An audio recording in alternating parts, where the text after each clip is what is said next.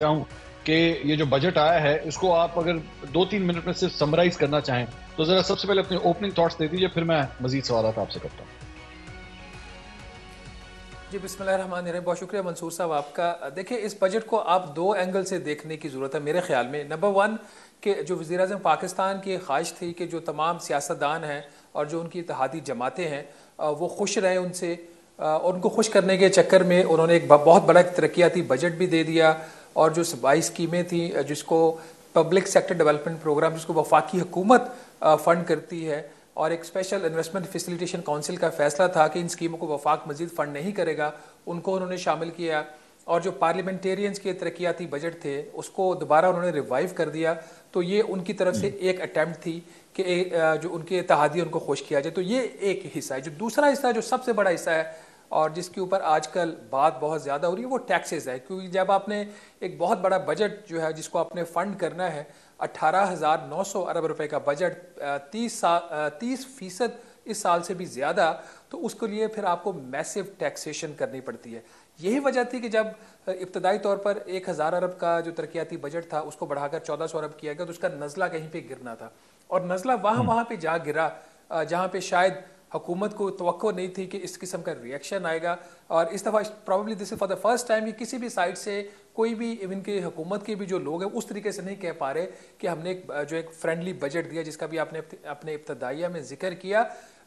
हुकूमत की कोशिश थी कि जो बहुत बड़ा खर्चे का उन्होंने बिल एक खड़ा कर दिया है, उसको वो नए जो टैक्सेस हैं वो लगा के वो पूरा कर ले। लेकिन जो नए टैक्सेस भी लगाए गए हैं वो उतने नहीं हैं जितने के आपको जो अगले माली साल का एफबीआर का टैक्स का हदफ है 12,970 अरब रुपए का, उसको हासिल करने के लिए चाहिए। तो नंबर वन, प्राइम मिनिस्टर की कोशिश की इत्तेहादी जमातों को खुश कर लें, वो कामयाब हो गए। नंबर टू, जो टैक्सेस उन्होंने लगाए जिसको हर क्लास को आके हिट किया, जो पहले बहुत बुरी तरह मुतासर थी महंगाई से, खासतौर पर 2-3 बीच में अच्छे भी काम किए इन्होंने, जिसका आगे जाके बात कर लेंगे, खासतौर पर जो एक्सपोर्टर्स के हवाले से और ताजरों के हवाले से है, और रियल एस्टेट का। और नंबर 3, जो एंड ऑब्जेक्टिव था इस सारे काम का, कि इत्तेहादी खुश हो जाए, लोगों पर टैक्स का बोझ डाले, IMF भी खुश हो जाए। अब जो IMF की खुशी की बात है उसमें कोई तकरीबन अभी भी कोई, मेरे ख्याल में, आई मे बी रॉन्ग, कोई IMF को मजीद खुश करने के लिए कोई 800 अरब रुपए का अभी भी गैप है। अच्छा, ये जाहिर बात है, एक सवाल जो है जो हर दफा आता है और हुकूमती साइड से जब भी जो हुकूमत बजट पेश करती है वो ये सहाफियों से भी गिला करती है कि जनाब आप नुक्ताचीनी तो कर देते हैं, आप ये कह देते हैं कि ये गलत हुआ वो गलत हुआ।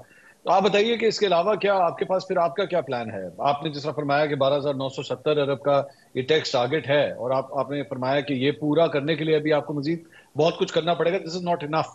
तो क्या कर सकती थी हुकूमत अगर ये ना करती या इन टैक्स स्लैब्स को मजीद ना बढ़ाती? तो इसके अलावा आपके ख्याल में बेहतरी कहां पे लाई जा सकती थी? देखिए मंसूर अली खान साहब, आज 2 या 3 सवालात वज़ीर ख़जाना से डायरेक्टली किए गए कि कोई 2-3 हमें चीज़ों के नाम बता दें जहाँ पे कहीं रिलीफ दी गई हो, जहाँ पे आप समझते हो कि आपने बहुत अच्छा काम किया। उन्होंने एक सेक्टोरल तो बात की, बेनज़ीर इनकम सपोर्ट प्रोग्राम की, और यूटिलिटी स्टोर्स कॉरपोरेशन की सब्सिडी की, और पावर की सब्सिडीज़ की। वो बता नहीं सके कि मैंने इस जगह पे कुछ बेहतर किया है। अच्छा, ये तो मैं हुकूमत, जिसको एक वज़ीर ख़जाना जो पोस्ट बजट प्रेस कॉन्फ्रेंस में बात कर रहे थे, उनकी बात कर रहा हूँ। हुकूमत को क्या करना चाहिए था जो उसने नहीं किया। और मीडिया के ऊपर ये जो आप बात कर रहे हैं, क्रिटिसिज्म आता है कि सिर्फ ये तनकीद ही करते हैं, बाकी जो है वो कंस्ट्रक्टिव बात नहीं करते। एक तो हमारा काम होता है वॉच टॉक का, हम इनके एडवाइजर्स नहीं हैं। इन्होंने इनकी कैबिनेट्स हैं, अब तो प्राइम मिनिस्टर ने इनको इजाज़त भी दे दिया कि आप मिलियंस ऑफ रुपीज़ पे जो फॉरेन आप एडवाइजर्स हैं, कंसल्टेंट्स हैं, वो भी हायर कर लें। मेरा ये काम इनको एडवाइस करना नहीं। लेकिन अगर मैं वज़ीर ख़जाना होता तो मैं क्या नहीं करता? मैं 1,400 अरब रुपए का तरक्याती बजट नहीं देता।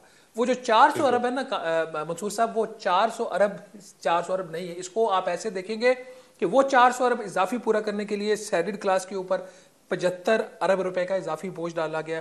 वो 400 अरब रुपया पूरा करने के लिए दूध के हर लीटर के ऊपर 50 रुपए टैक्स, जो कि 18% लगाया, जो कि आज के रेट के ऊपर 50 रुपए बनता है, उससे 75 अरब रुपया और आएगा, वो डाला गया।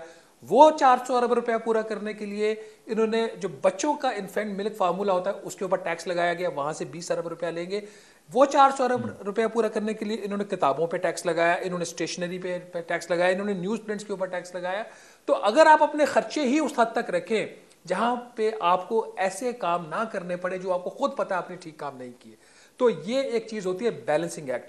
जो आईएमएफ कहता है एक सिंपल बात कहता है कि आपका जो प्राइमरी बजट का जो सरप्लस है, जिसका मतलब ये कि कर्जों के ऊपर सूद की अदायगी के बाद जो बाकी आपका जो पैसा बच जाएगा, जो महसूलात होंगे, वो एक खास हद तक इतने होने चाहिए। आईएमएफ ने कहा था कि आपका प्राइमरी बजट का सरप्लस होना चाहिए 1% आपकी इकोनॉमी के बराबर। जो आज की इकोनॉमी का जो इनका अगले साल का साइज है वो बनता है 1241 अरब रुपया।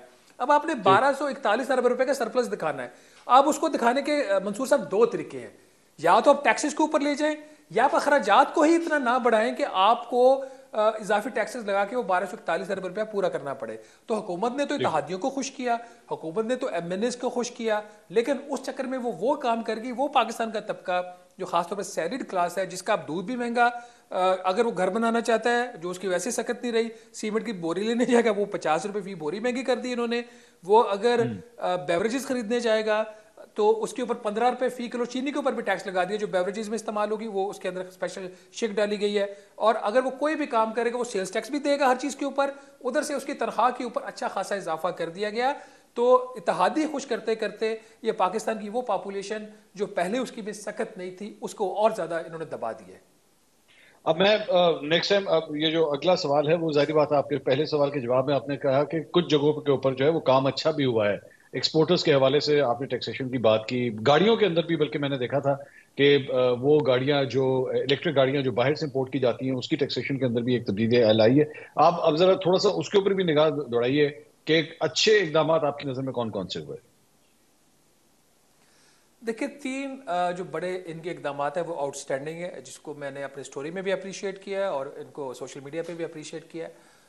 इन्होंने for the first time exporter जो पाकिस्तान के बरामद कुनंदगान है, जो अपनी आमदन तो नहीं, जो टोटल एक्सपोर्ट्स है उसकी 1% ये इनकम टैक्स में देते थे, फिक्स रेट था उनका, और वो भी आपको पता है कॉस्ट पे पास ऑन हो जाता है। उनके ऊपर इन्होंने नॉर्मल इनकम टैक्स लगा दिया जिस तरह मेरे और आपके ऊपर लगेगा, which is a very good step. 125 अरब रुपए इनको इजाफी मिलने की वहां से उम्मीद है अगले साल। दूसरा इनका अच्छा काम ये है कि जो आपके रिटेलर्स है उस तरीके से बेहतर नहीं है, लेकिन एक स्टेप हुआ है। रिटेलर्स जो आपका ताजिर है, आपका होलसेलर है, डिस्ट्रीब्यूटर है, जब वो एक कारखानादार से कोई चीज़ खरीदेगा तो कारखानादार उसकी जो सप्लाई है उसमें 2.5% विद होल्डिंग टैक्स काट लेगा। अब आप इसको कह सकते हैं it's in the form of GST कि वो कॉस्ट में बिल्ड हो सकता है, लेकिन एक इन्होंने अटेम्प्ट उस तरफ जरूर किया है। साथ ही ताजिर किसी को अगर नोटिस जाता है टैक्स रिटर्न फाइल करेंगे, वो फाइल नहीं करता तो उसके ऊपर उसकी जो आपकी दुकान है उसको 7 दिन के लिए सील कर सकते हैं, दूसरे नोटिस के ऊपर कोई 21 दिन के लिए सील कर सकते हैं। फिर भी वो रिटर्न फाइल नहीं करता, 6 माह की कैद कर सकते हैं। करते या नहीं करते एक अच्छी चीज़ है। तीसरी चीज़, रियल एस्टेट सेक्टर के ऊपर इन्होंने काफ़ी करेक्शंस करने की कोशिश की है। उनका जो कैपिटल गेंस टैक्स होता है, जो इनको मुनाफा मिलता है, उसके ऊपर 15% फ्लैट रेट लगा दिया है। फिर कुछ और इसी तरीके से इन्होंने 1-2 इकदाम किए हैं। जो उसके नॉन फाइलर्स है प्रॉपर्टी सेक्टर का, उसके रेट पर 45% कर दिया कुछ। ये 2-3-4 बड़ी चीज़ें हैं। गाड़ियों के हवाले से मेरा व्यू आपसे स्लाइटली डिफरेंट है। गाड़ियों का देखिए, एक तो प्रिंसिपली ये बात ठीक है कि आप जो टैक्सेशन पॉलिसी को इन्वेस्टमेंट के लिए यूज़ नहीं कर सकते, लेकिन चूंकि हुकूमत पाकिस्तान का और वज़ीर आज़म शहबाज शरीफ साहब का ये मानना है कि वो रीन्यूएबल एनर्जी को और क्लीन एनर्जी को प्रमोट करेंगे, पाकिस्तान क्लाइमेट चेंज से अफेक्टेड है। हाइब्रिड की जो कार्स हैं आपकी और फिर इलेक्ट्रिक व्हीकल्स हैं, उनके ऊपर जो टैक्स रेट्स थे जीएसटी के 8.5% और 12.5%, उसको इन्होंने बढ़ाकर 18% कर दिया। अब इसको देखने के दो तरीके, अगर तो आपने किसी चीज़ को इनकरेज करना तो आप लॉन्ग टर्म पॉलिसी लेते हैं, आप 1-2 साल बाद तब्दीली नहीं करते। तो दूसरा, अगर आप इसको देखते हैं उस पॉइंट ऑफ व्यू से कि हाँ आपने जो टैक्सेशन की पॉलिसी को किसी और पर्पसेस के लिए इस्तेमाल नहीं करना, सिर्फ टैक्सेशन के लिए इस्तेमाल करना, फिर उस लिहाज से आपको ये काम ठीक लगता है। एक और जो चीज़ गाड़ियों के ऊपर उन्होंने की है, again wrong step in my view. अभी आप जो टैक्स पे कर रहे थे विद होल्डिंग टैक्स गाड़ी की इंजन कैपेसिटी के ऊपर था, उसको ये उसकी प्राइस के ऊपर ले गए हैं। 0.5% 800 सीसी गाड़ी के ऊपर, 1% उसके ऊपर है 1000 सीसी की, 1% ऑफ द प्राइस। अगर 10 लाख की गाड़ी है तो उसका 1% आपको इनकम टैक्स देना पड़ेगा। ये कोई इतने अच्छे इकदाम नहीं कहे जा सकते, क्योंकि आप कंजम्पशन को टैक्स कर रहे हैं, आप आमदन को टैक्स नहीं कर रहे। दो चीजें जो इनकी और अच्छी हैं, जिसके ऊपर रिएक्शन आएगा मुझे नहीं पता स्टैंड का। कथा कलामी की माजरत शिवाज साहब, लेकिन ये जो अभी आपने गाड़ियों के इंजन की आपने बात की, इसमें एक्चुअली एक ये प्रॉब्लम भी तो है ना कि बड़ी हाई वैल्यू कार्स जो हैं, मैं मिसाल के तौर पर नाम ले लेता हूँ, ऑडी हो गया या मर्सिडीज हो गया, इनमें से कई उनके ऐसे मॉडल हैं जिनके इंजन कैपेसिटी जो है वो शायद स्विफ्ट के बराबर है, यानी कि 1200 सीसी हैं या आसपास, इसके आसपास उनका इंजन कैपेसिटी है। लेकिन वैल्यू के हिसाब से देखा जाए तो वो गाड़ियां जो हैं करोड़ों रुपए के अंदर हैं, 1.5 करोड़ 2-2 करोड़ रुपए तक की उनकी प्राइसेस जो हैं वो जाती हैं। तो ये तो अच्छा इकदाम नहीं है कि कम से कम आप उसकी वैल्यू के ऊपर टैक्स लगाएं रादर देन, यानी कि आप एक जो आम सुजुकी गाड़ी 1200-1300 सीसी है, वो भी उसके ऊपर भी उतना ही टैक्स लग रहा है, और ऑडी गाड़ी या मर्सिडीज गाड़ी के ऊपर भी अगर उतना ही टैक्स लगे तो फिर तो ये ज्यादती नहीं है क्या? मंसूर अली खान साहब, क्या अगर आपने आमदन के ऊपर पूरा टैक्स दिया हो, उसके ऊपर आप जहाज खरीदें कोई जुर्म है? और मैं साइकिल खरीदूं वो भी जुर्म है? The point is different. आप उसके ऊपर इस किस्म के कंजम्पशन के ऊपर आप टैक्स लगा सकते हैं। आपने एफईडी लगा दी, बाकी कर दिया। इनकम टैक्स आपको गाड़ी के ऊपर लगाने की क्या तुक बनती है? आप उस बंदे की ठीक। जो आमदन है उसको टैक्स करें। जब उसने अपनी आमदन के ऊपर पूरा टैक्स दे दिया और आप में इतनी सलाहियत है कि आपने टैक्स ले लिया, वो जहाज खरीदे, वो ऑडी खरीदे, वो कोई 1.6 गाड़ी खरीदे, जो अल्लाह ताला ने उसको सक दी उसके मुताबिक वो खर्च करे। ये जो पाकिस्तान में अंदर एक रिवाज बन गया है ना कि जी आपने ये चीज खरीद ली, ओए तुसी तो बहुत अमीर हो गए, टैक्स और दो। और भाई मैंने इनकम टैक्स दे दिया है। आज जो फाइनेंस मिनिस्टर ने एक बात कही जो रिफ्लेक्ट करती है कि उनको एहसास नहीं है कि पाकिस्तान के लोगों के क्या हालात है। मैंने उनसे जब ये सवाल पूछा कि आपने ये 50 रुपए फी लीटर दूध के डिब्बे पे टैक्स लगा दिया है, जिससे आपको 75 अरब रुपया इकट्ठा होगा, और वो 75 अरब आप पार्लियामेंटेरियंस में बांटना चाहते हैं, तो क्या आपकी ये पॉलिसी ठीक है? उनका आगे से जवाब था, ये कौन लोग इस्तेमाल करते हैं दूध का डिब्बा, ये जो डिब्बे वाला दूध है? मैंने कहा जी हम लोग इस्तेमाल करते हैं। उन्होंने कहा जी हाँ, मिडिल और अपर मिडिल इनकम क्लास इस्तेमाल कर दिए तो टैक्स दे सकते हैं। Is this the right answer? It could have been something different. Pakistan के अंदर जो स्टंटिंग है, जो नशो नुमा के मसाइल हैं, हम जो लोग शहरों में रहते हैं जिनके पास खालिश दूध की ऑप्शन नहीं है, हम समझते चलें ये एक आपको बेहतर एक खालिश दूध मिल जाता है।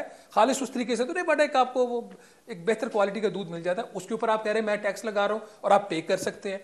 ये जो अप्रोच है, ये अप्रोच गलत है। जो एसेंशियल आपकी चीजें होती हैं, जो आपकी लाइफ के लिए जरूरी होती है, जो बच्चों की नशो नुमा के लिए जरूरी होती हैं, उसको आप इस तरीके से ट्रीट नहीं करते। ये फाइनेंस मिनिस्टर साहब का ही आज आर्गूमेंट था जब उनसे कहा गया कि आपने कैपिटल गेन्स टैक्स जो सरमाया उसका स्टॉक मार्केट का, उसको आपने वो ट्रीटमेंट ही दी जो आपने प्रॉपर्टी को। उन्होंने कहा जी नहीं, वो तो अपना पूरा टैक्स पे करते हैं और हमने ये कर दिया वो कर दिया, फॉर्मल है वो आर्गूमेंट, वो इधर भी अप्लाई कर लेते।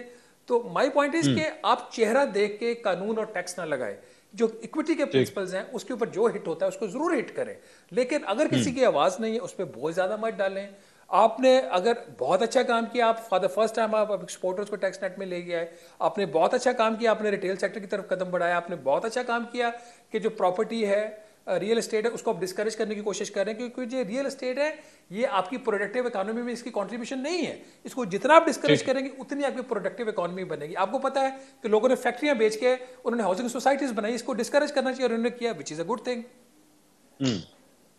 अच्छा राणा साहब, my last question of the segment, ये बताइए कि जाहिर बात है आईएमएफ के साथ जो है वो आपकी नेगोशिएशंस चल रही हैं, budget seems to be very IMF friendly, stock market ने बड़ा पॉजिटिवली इस पर रिस्पॉन्ड किया, इंटरेस्ट रेट्स जो हैं अब हमने देखा है कि ड्रॉप होना शुरू हुए हैं, एक मेजर कट किया स्टेट बैंक ने। क्या देख रहे हैं इस सारे बजट के बाद? क्या इकोनॉमिक सूरत हाल जो है उसमें हमें मजीद बेहतरी नजर आएगी? साइकिल कुछ बेहतर होना शुरू होगा या ये स्टैग्नेंट रहेगा अगले साल 2 साल तक? आप how do you look at it? देखिए, एक तो मंसूर साहब जो स्टॉक मार्केट में रिएक्शन आया है बजट से पहले और बजट के बाद, उसके इकोनॉमिक फंडामेंटल से कोई ताल्लुक नहीं है। बजट से पहले उनको लगा कि उनकी टैक्सेशन बढ़ रही है और उन्होंने स्टॉक मार्केट को गिराना शुरू कर दिया। बजट के बाद उनको लगा नहीं वो बच गए, तो उन्होंने स्टॉक मार्केट को उठाना शुरू कर दिया। तो उसका आपकी इकोनॉमिक फंडामेंटल से कोई ताल्लुक नहीं है। दूसरी चीज़ ये कि क्या पाकिस्तान की इकोनॉमिक कंडीशंस बेहतर होंगी, नहीं होंगी? जिस किस्म का ये बजट आया है और जो ओवरऑल जो सूरत हाल बन रही है, और अगर आपका आईएमएफ का 3 साल का प्रोग्राम साइन हो जाता है और आईएमएफ आपको एक सख्त रास्ते के ऊपर चलाता है, सख्त रास्ते से मुझे प्रॉब्लम नहीं है, लेकिन जिस रास्ते पे वो चला रहे हैं वो आपको तरक्की की तरफ नहीं लेके जाता। आप आईएमएफ के प्रोग्राम की एक बेसिक प्रिंसिपल, इसको हम सबको देख लेना चाहिए। बेसिक प्रिंसिपल आईएमएफ के प्रोग्राम का ये है कि जब आईएमएफ आता है तो आपकी हर चीज को बंद कर देता है या आपको कछुए की चाल पे चला देता है। तो किसी चीज को बंद करने से और कछुए की चाल को चलाने से जो आपके इकोनॉमी के उस वक्त के मसाइल होते हैं, आपको डॉलर्स की जरूरत होती है अपना करंट अकाउंट खसारा फाइनेंस करने की, आपके और बड़े मसले होते हैं, वो रुक जाते हैं। जैसे आईएमएफ जाता है वो चीज फिर फटना शुरू हो जाती है। तो अभी 2-3 साल आपको स्लो ग्रोथ मिलेगी, आपकी जो गुर्बत, बेरोजगारी में जो है, महंगाई, ये तीनों चीजों में आइंदा आने वाले सालों में इजाफा होगा।